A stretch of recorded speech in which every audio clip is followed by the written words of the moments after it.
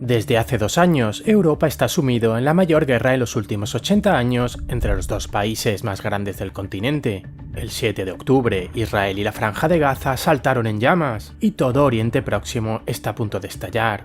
En África cae un gobierno tras otro, tomados por los golpistas apoyados entre otros por proxies rusos. En Sudamérica, Venezuela se prepara para invadir a su vecino mucho más pequeño, y todo ello ensombrecido por la visión de una gran guerra en el Pacífico en defensa de Taiwán, en la que participarían los dos estados más poderosos de este siglo, Estados Unidos de América y la República Popular China. Como es que al cabo de una docena de años hemos pasado de una época relativamente tranquila, en la que el principal problema era encontrar la choza de paja donde se escondía el líder de cierto grupo terrorista, a una situación de caos internacional con varias guerras periféricas y la perspectiva real de una guerra mundial. ¿Cuál es la situación del mundo en 2024 y por qué está como está?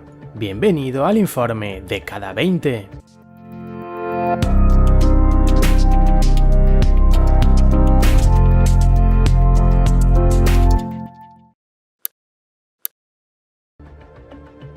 La guerra, parte integrante de la humanidad. Se conserva poca información sobre la civilización sumeria, pero sabemos por las inscripciones que la ciudad de Kish libró numerosas guerras con el centro de Uruk.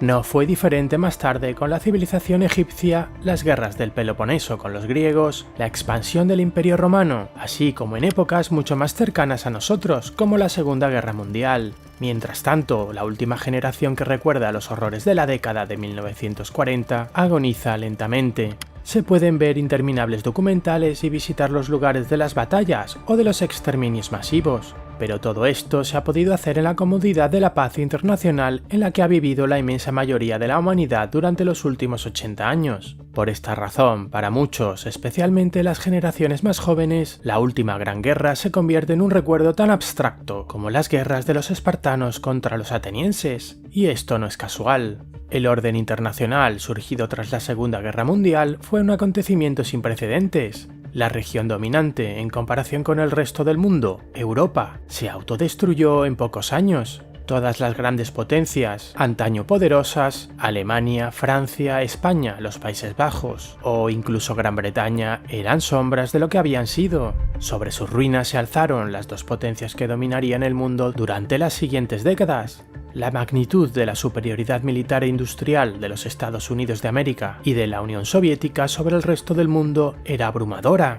En el caso de los estadounidenses también estaba la economía, que iba a dominar por completo las economías del resto del mundo, siguiendo la obra maestra de los planificadores y responsables políticos estadounidenses, con el sistema de Bretton Woods incluido. A este dualismo del mundo se le añadió la complejidad de otro acontecimiento, el descubrimiento de la bomba atómica.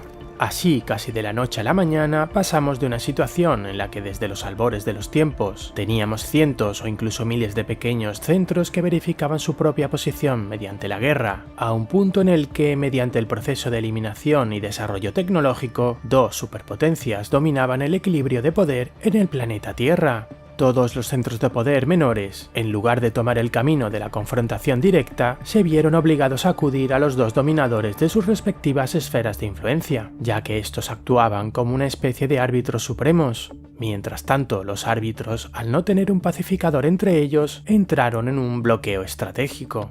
Se bloquearon porque no pudieron resolver el choque por medios convencionales. Los medios de destrucción masiva, las armas nucleares que tanto estadounidenses como soviéticos poseían pocos años después de la guerra, obligaron a ambas potencias a ejercer una gran moderación. Sin armas nucleares, lo más probable es que se hubiera producido un enfrentamiento en Europa tras la Segunda Guerra Mundial. La Unión Soviética, con nuevos territorios, millones de soldados que sacrificar y las fábricas construidas por Estados Unidos, probablemente habrían marchado sobre una Europa devastada. Estados Unidos, aún más poderoso económica e industrialmente, se habría visto obligado a actuar de nuevo en socorro de Europa, pues no quería que Eurasia se convirtiera en un supercontinente comunista gobernado desde Moscú. Paradójicamente, no salvó de esta terrible visión el arma más terrible creada por el hombre. Así que Moscú y Washington tuvieron que jugar con mucho cuidado, ya que surgió una nueva variable en el cálculo estratégico, la destrucción masiva y mutua en caso de guerra a gran escala. El periodo que conocemos hoy como Guerra Fría fue, por tanto, de gran incertidumbre y temor a la aniquilación nuclear, manifestado por ejemplo en la crisis de los misiles de Cuba, pero históricamente fue uno de los periodos más pacíficos de la historia mundial.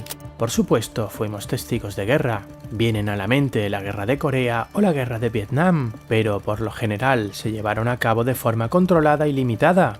A menudo fueron guerras proxy, sin riesgo de extenderse a todo el mundo e implicando solo a una fracción de la población humana. Durante décadas, la guerra convencional desapareció de la vida cotidiana de millones de personas en todo el mundo.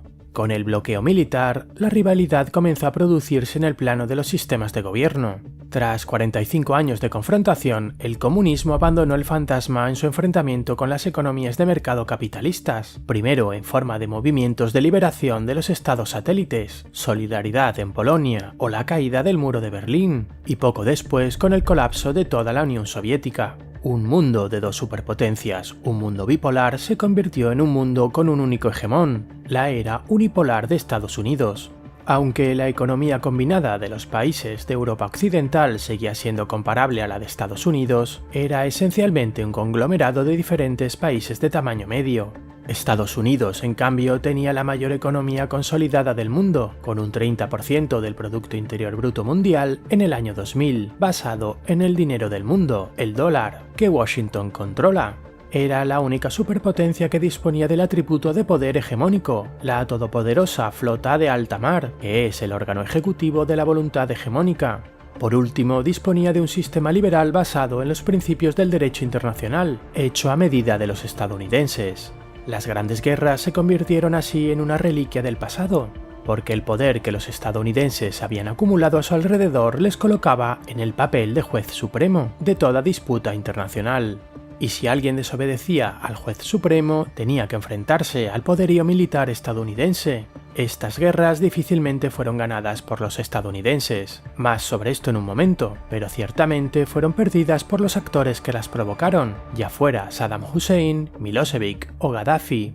Volvió a haber guerra, pero solo en la periferia del sistema, no necesariamente provocada por un equilibrio de poder mundial que crujía, esta vez forjado en hierro por los estadounidenses, sino por la temeridad de los autócratas.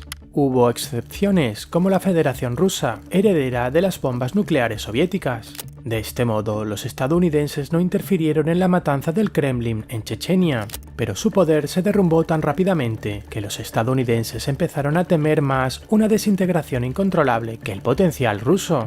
La superioridad estadounidense y la estabilidad del sistema internacional eran férreas, de modo que los recuerdos de la Segunda Guerra Mundial parecían un juego de bárbaros. Nadie podía imaginar que horrores similares serían posibles en el siglo XXI. Incluso momentos antes del 24 de febrero de 2022, el término guerra de trincheras sonaba como un chiste sin gracia. En realidad, a pesar de que el momento unipolar de Washington ha irritado durante mucho tiempo a muchos actores internacionales, especialmente a los de tendencias revisionistas, esta construcción del sistema internacional garantiza por sí misma la máxima estabilidad y evita grandes guerras. Y no se trata ya de los estadounidenses, esta ley es independiente de la potencia dominante. No sería diferente si los comunistas y no los capitalistas hubieran ganado la competición mundial, incluso entonces sería relativamente pacífica, pero los valores por los que nos regiríamos serían diferentes. Así surgió la expresión de «el fin de la historia». No había guerras, todas las disputas se resolvían a través de organismos internacionales y si a alguien no le gustaba, recibía la visita de la Marina estadounidense. Hoy el mundo es muy diferente. ¿Cuál es el motivo? Hay muchas razones por las que el momento unipolar de Estados Unidos ha empezado a desvanecerse, pero la más importante es el crecimiento sin precedentes de China. La liberación del potencial demográfico de China por Deng Xiaoping en la década de 1970 fue un punto de inflexión en la historia mundial, aunque por supuesto casi nadie se dio cuenta de aquello en aquel momento. La Guerra Fría entre Estados Unidos y la Unión Soviética estaba en pleno apogeo y los norteamericanos, deseosos de debilitar al bloque comunista, relajaron sus relaciones con Pekín. Richard Nixon voló a China para reunirse con Zhou Enlai y uno de los autores del acercamiento fue el recientemente fallecido Henry Kissinger. China empezó a crecer En 2 generaciones pasó a ser de un país empobrecido y atrasado, paralizado por las políticas de Mao, a convertirse en la segunda superpotencia mundial, con un crecimiento del Producto Interior Bruto del 10% anual durante muchas décadas. Pekín ha sacado a cientos de millones de sus propios ciudadanos de la pobreza extrema, al tiempo que adquiría los atributos de un aspirante al liderazgo mundial. Por nombrar solo algunos, una continua y enorme ventaja demográfica sobre el hegemón, un increíble crecimiento de la industria autóctona y de las tecnologías avanzadas, incluida la inteligencia artificial, un creciente poder militar y una presencia diplomática y económica en muchas partes del mundo que eclipsa a la estadounidense.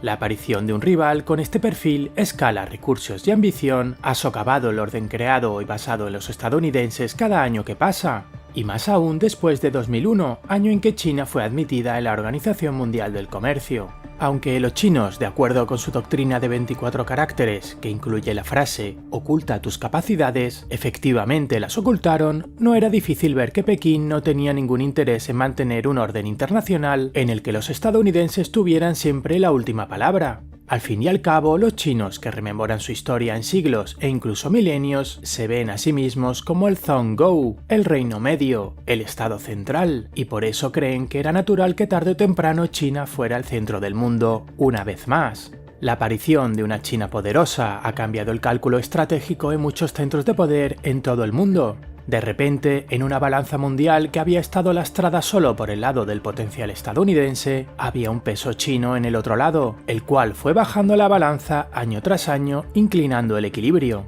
China no solo se convirtió en un rival directo de Estados Unidos, sino en un centro de poder que empezó a reforzar cualquier iniciativa para socavar el dominio hegemónico estadounidense en muchas partes del mundo. Cualquier autócrata, pequeño o grande, recibía de repente financiación para hacer caja con los recursos que poseyera, tras lo cual podrían irse de compras de armas al Kremlin. Debido a que los chinos no están interesados en la democracia ni en los derechos humanos, ambas partes salían ganando. China estaba socavando el orden existente no solo apoyando directa o indirectamente a los centros antiamericanos, sino simplemente siendo un polo económico e industrial alternativo a los estadounidenses o a Europa. Pekín proporcionaba una palanca que cualquier responsable político o empresario podía emplear, a menudo una palanca mucho más competitiva. El crecimiento chino minaba cada año aún más la omnipotencia estadounidense, pero esta no era la única razón de su debilitamiento. Desde la caída de los soviéticos, Washington se había convencido del carácter infinito de sus propios recursos y de la necesidad de extender el control incluso a zonas periféricas, como Afganistán o Irak. Esto había conducido a varios errores estratégicos masivos. Estados Unidos se involucró en guerras inútiles, que no solo costaron la vida de varios miles de estadounidenses y unos cuantos billones, para ser precisos 4 billones americanos de dólares, sino que también dejaron un desorden aún mayor sobre el que los dos principales oponentes de Estados Unidos, sin contar a China, es decir, Rusia e Irán, empezaron a reconstruir su poder. En otras palabras, contribuyeron al colapso acelerado del orden de la Pax Americana. Hoy podemos ver que los estadounidenses también perdieron narrativamente estas guerras. En estos momentos, el sur global está narrativamente en contra de la víctima de la agresión rusa, Ucrania, porque esta última está apoyada por los estadounidenses, quienes, según esta narrativa, llevaron a cabo las invasiones ellos mismos, por lo que su apoderado, Kiev, no merece su apoyo. Todo este proceso se ha visto exacerbado por otro fenómeno, el crecimiento global de la riqueza, el progreso tecnológico y el acceso masivo a los medios de proyección de poder. Tras la Segunda Guerra Mundial, solo un puñado de estados, y solo 2 a la escala necesaria, disponían de la tecnología y los medios armados para proyectar la fuerza de forma eficaz. Pero tras 70 años de relativa paz y de creciente prosperidad, muchos centros más pequeños disponen ahora de sus propias fuerzas armadas efectivas, incluidas fuerzas aéreas, navales y terrestres avanzadas, e incluso misiles balísticos. Y recordemos, pueden utilizar este potencial dentro de su propia geografía, lo que supone un multiplicador positivo para ellos. Los estadounidenses que quieren proyectar su propio poder deben ocuparse primero de la geografía, que es por cierto su mayor reto en una posible guerra con China. Así que el ascenso de China, las decisiones equivocadas del hegemón y los avances tecnológicos, así es como podemos resumir las causas del colapso del orden unipolar y cómo podemos juntar estos motivos y vestirlos con un solo actor, la Federación Rusa. Apoyada por China y estableciendo una estrecha cooperación económica con Europa Occidental, con el beneplácito de Washington, Rusia pasó las 2 décadas del siglo XXI modernizando a fondo su ejército. Su campo de pruebas fue Oriente Próximo, o más bien sus ruinas tras varias intervenciones estadounidenses, que con el tiempo se convirtieron en el teatro de operaciones preferido del Kremlin.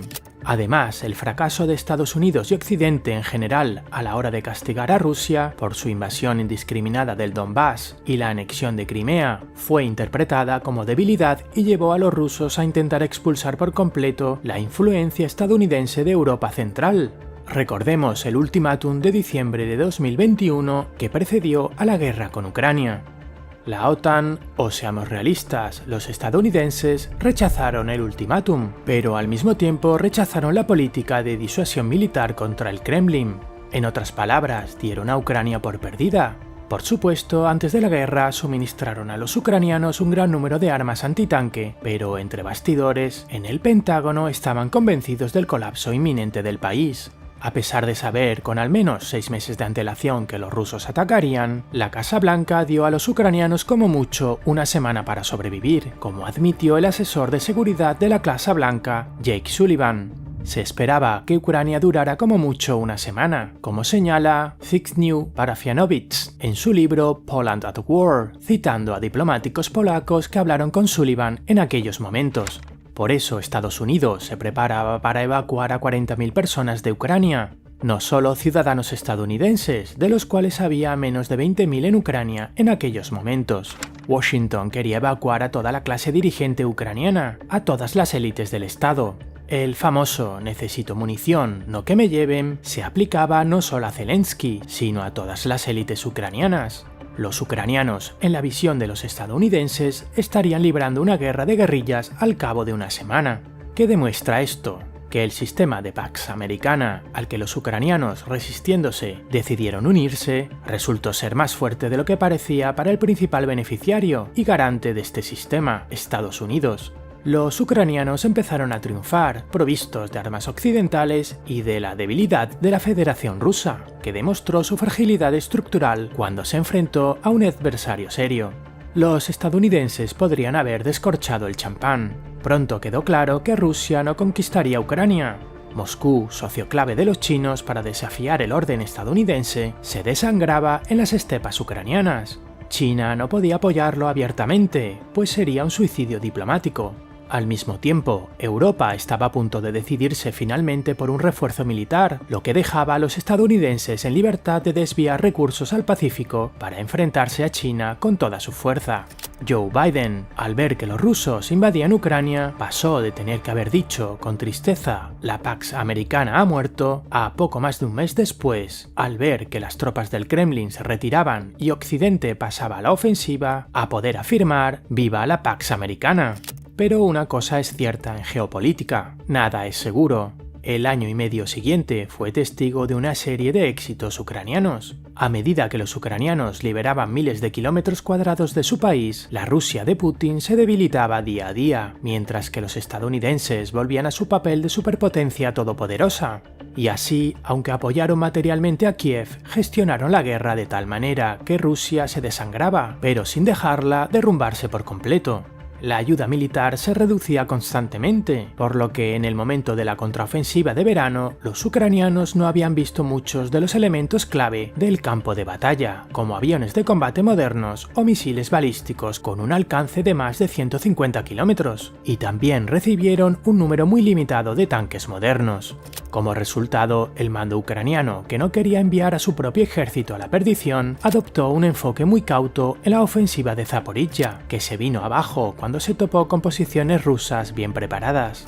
La agenda occidental de apoyo a Ucrania también se vino abajo, especialmente desde Estados Unidos. Con los problemas internos multiplicándose y otros asuntos internacionales compitiendo con Ucrania por la atención, la cuestión del apoyo continuado a Kiev está en duda.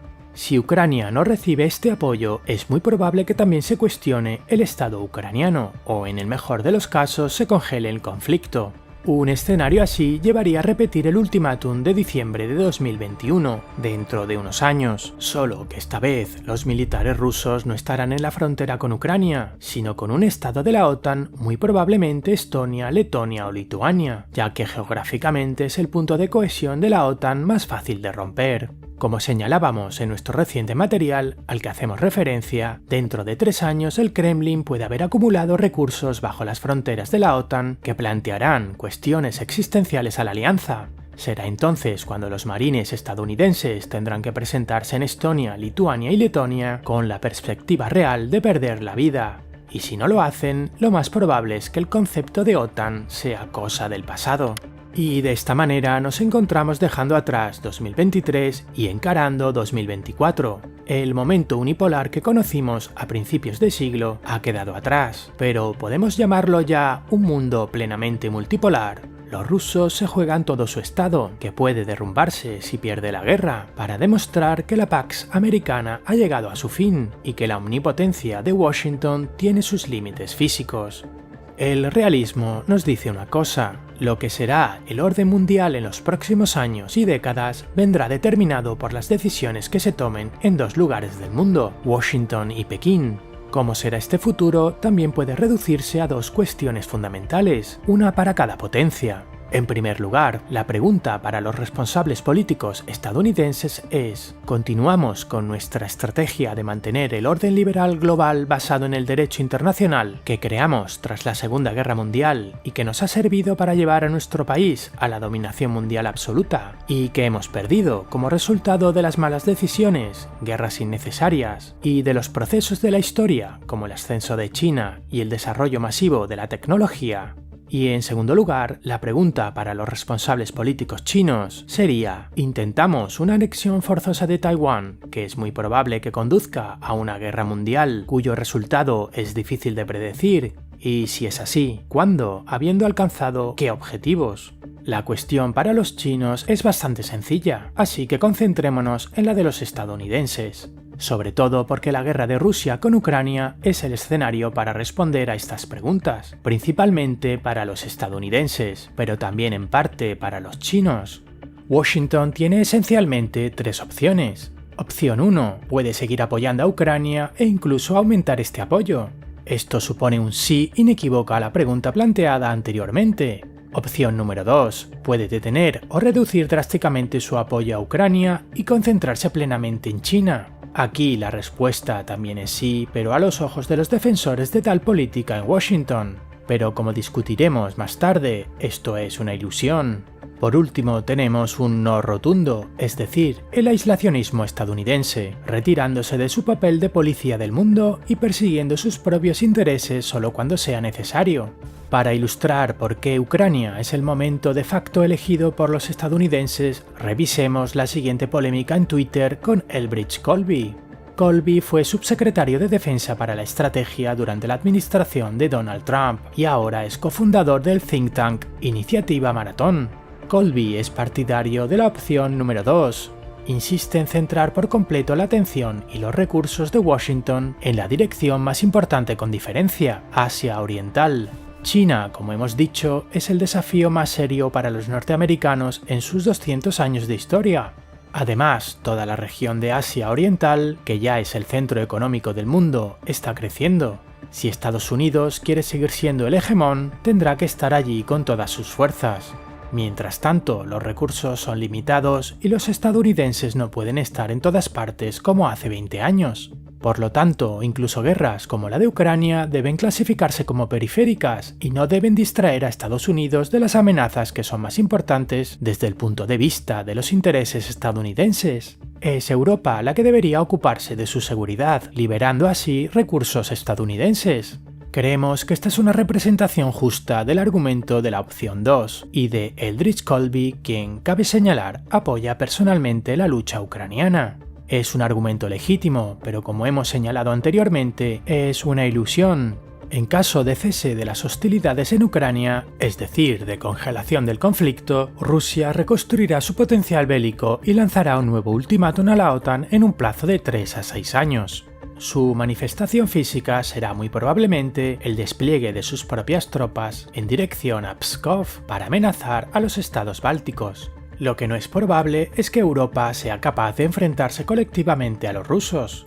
En primer lugar, no existe ningún formato en el que pueda hacerlo. El garante de la OTAN es Estados Unidos. Los miembros europeos de la OTAN, que por decirlo sin rodeos, temen a Rusia y tienen cierto poder militar, es decir, Finlandia, Suecia, Polonia o Rumanía, serán reacios a defender el Báltico porque intuirán que se avecina una gran guerra y su prioridad será proteger sus propias poblaciones. Sin el poder de Estados Unidos, la población de estos países estará en contra de la intervención, especialmente en una posición geográficamente tan desfavorable como la de los países bálticos para defenderse. En cambio, los principales miembros europeos de la OTAN, Alemania y Francia, siguen operando desde la segura posición de la profundidad estratégica y aunque estuvieran dispuestos a morir en el Báltico, seamos realistas, un escenario abstracto, sus capacidades de defensa terrestre serían insuficientes para disuadir a los rusos, que llevan años en guerra y están ansiosos por la revancha. Los ojos de todos los aliados estarán puestos en Estados Unidos, ya que estará firmemente atrincherado en Asia Oriental. Los desesperados políticos estonios, letones y lituanos rogarán a los estadounidenses que vengan. En otras palabras, esta secuencia de causa y efecto muestra con bastante crudeza que si los norteamericanos abandonan Ucrania, existe una alta probabilidad de que la OTAN deje de existir en pocos años y con ella los países bálticos. La reputación de los estadounidenses y la confianza de los aliados, también en Asia, que es la base de la Pax Americana, se derrumbarán por completo. Todo el asunto puede compararse con el preludio que fue la anexión de Checoslovaquia por Alemania en la Segunda Guerra Mundial. Los aliados sacrificarán el Báltico en aras de la paz, pero la Gran Guerra estará a la vuelta de la esquina.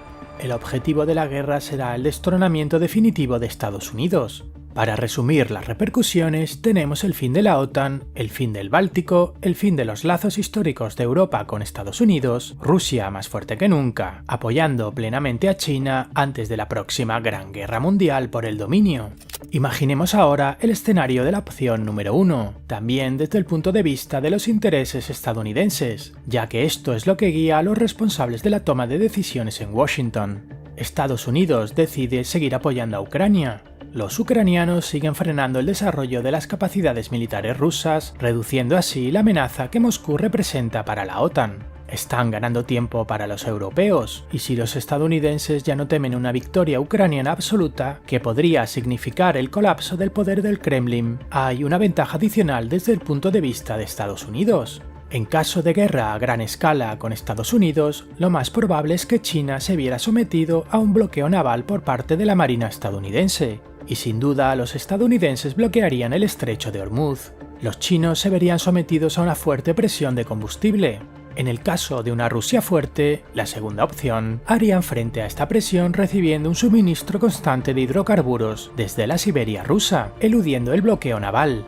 Sin este suministro, al que se podría obligar al recién derrotado gobierno del Kremlin, los estadounidenses tendrían la oportunidad de matar de hambre a Pekín rápidamente y ganar la guerra mediante un corte de petróleo crudo por tierra y mar. Hay un avance teórico en la opción número 2. Se podría dar la vuelta a la actual Rusia de Putin, es decir, se podría repetir la maniobra de Kissinger, pero esta vez contra China. Sin embargo, los estadounidenses tendrían que confiar en que los rusos realmente abandonarían a los chinos en su favor. De nuevo, pura ilusión. Así que podemos describir la opción número 1 como un debilitamiento indirecto de los chinos, al reducir el potencial de su principal aliado en caso de guerra, a través de las manos ucranianas. Hay otro aspecto muy importante en dicha política. Tirar a Rusia por el tejado antes de que Estados Unidos apunte a China es una inversión económica más rentable en un factor 100 o incluso 1000. Poner a los rusos de rodillas a través de los ucranianos costó a los estadounidenses decenas de miles de millones de dólares. Una guerra con China, que con toda seguridad se abastecerá durante mucho tiempo del petróleo ruso, costaría billones de dólares. También existe la opción número 3, el aislacionismo estadounidense. En ella no hay una guerra mundial, pero también es una abdicación completa del papel que Estados Unidos ha desempeñado durante los últimos 80 años. Es posible que resulte beneficioso para los estadounidenses, sobre todo a corto plazo, pero sin duda significa abandonar todas las instituciones de gobernanza internacional que hicieron de Estados Unidos el imperio más poderoso de la historia, incluida la omnipotencia del dólar estadounidense. En un escenario así, también es probable un acercamiento gradual entre Europa y Asia Central, las dos regiones más poderosas del supercontinente más poderoso. De ahí el fenómeno de la consolidación euroasiática, que siempre ha sido la pesadilla de los planificadores estadounidenses. Lo más probable es que los dos centros, que no se temen mutuamente debido a su distancia geográfica, profundicen su cooperación económica sin que los estadounidenses la bloqueen. Esto seguiría ocurriendo principalmente por mar, vigilados por las flotas europea y china de alta mar. Algunos dirán que la lucha estadounidense por la supremacía no tiene sentido. El potencial demográfico de China y su geografía, que favorece a los chinos militar y económicamente al estar en el centro del comercio mundial, hacen que tarde o temprano China deba asumir el estatus de mayor hegemón. Pero el sistema chino de interferir en los asuntos fundamentales, como la formación artificial de la familia o la política de hijo único, pueden haber hecho que los chinos pongan el clavo en su propio ataúd. Las previsiones más nefastas para Pekín sugieren que en 2100 puede haber menos chinos que estadounidenses. Este puede ser, por tanto, el último momento para que los chinos aprovechen esta proximidad de potenciales, otro motivo que, por desgracia, hace más probable la guerra en el Pacífico. En los albores de 2024 nos encontramos, por tanto, en un momento de decisiones cruciales para el destino del mundo. Estas decisiones determinarán el destino de miles de millones de personas durante las próximas décadas. La guerra ha vuelto definitivamente a la vida cotidiana del mundo, y no va a desaparecer pronto. Somos testigos de cómo se forja el nuevo orden mundial. El viejo hegemón se cree lo suficientemente fuerte como para mantener el orden actual. El nuevo pretendiente, respaldado por un conjunto de estados que desean un nuevo orden, cree que no lo es. Si no ocurre nada inesperado y ambas partes se atienen a este cálculo, el examen final será la guerra. Para Año Nuevo, nuestros deseos para que tal verificación global no tenga lugar. Gracias por acompañarnos un día más. No olvides suscribirte al canal y hasta un nuevo reporte.